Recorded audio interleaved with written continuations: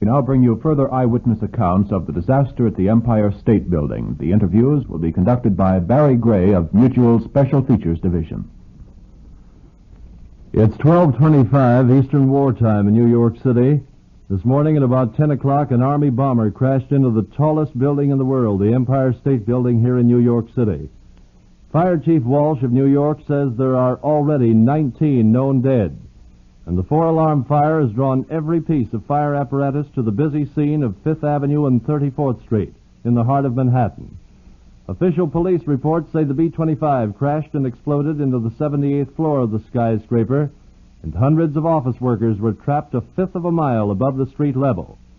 Two girls at work in the 73rd floor were Miss Edith Iverson of 857 Fairmount Avenue, St. Paul, Minnesota, and Jean Fagan of 3 East Bank Street, Chicago. They were at work in the Empire State offices of the North Central Broadcasting System, and they are now at the Mutual Newsroom microphone here in New York to tell you in their own words what happened. Now, Miss Fagan, tell us what happened when you first heard the crash. When we first heard the crash, we sat at our desks and looked at each other. We didn't know whether it was lightning because we've heard so much publicity lately on lightning striking the Empire State Building. But we opened our office door, and in the hall it was so covered with smoke we couldn't see, and the elevator shafts were flaming with smoke.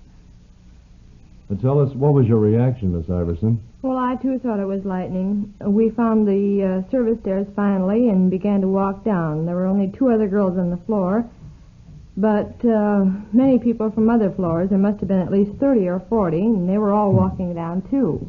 Was there any fire on your floor besides that from the elevators? Miss Fagan. The windows. We looked out the windows before we went out the door, and it must have been a piece of the wing of the plane, because we could see it falling. In fact, it was so thick you couldn't see anything but this bright orange flame going by the windows. I see. And how much of a flame would you say in judging it in feet?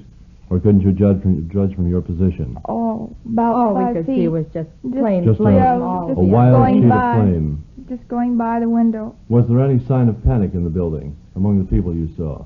Well, not until we got to the 66th floor. And what happened at 66? Some of the children started to cry and whimper and said they wanted to get out of there. That's about all we found, and otherwise I think everything was very well conducted. How about the adults? They were perfectly under control? Very well so. The men. At the time, the men reacted favorably? Very well. They took control of the situation and handled all the stenographers and office girls and so on, and directed them as to what to do and where to go. What happened when you got to 66, though, on the as far as getting out of the building? I understand the elevators were stuck. The elevators were stuck, and they were flaming at certain points. The firemen came and started to work on the I think it was the 66th or 64th floor, and started pounding at the doors with axes, etc., in as much as they couldn't get them open. So finally, after much confusion, one of the gentlemen said that anybody who wanted to use the stairs was welcome to do so, and showed the way. Naturally, we took the stairs. Did you see any injured? No, we didn't. You didn't. And what happened when you got to the street? What was the street scene like?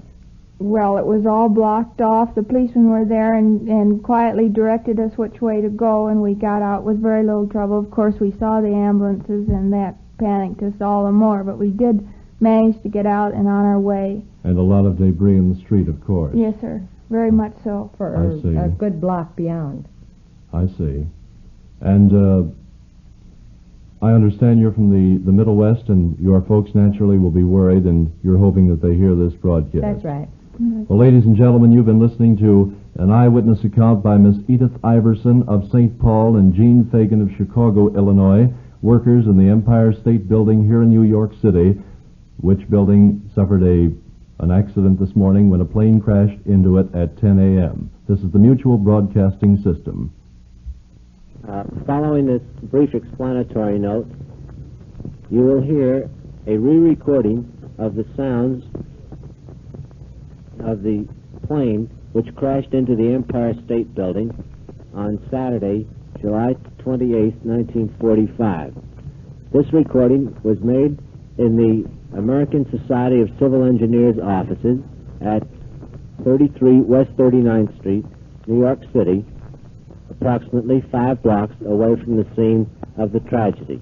Now, if you will listen closely, you will hear, over the dictation of the man who made the recording, the sounds of the plane and the crash at the end.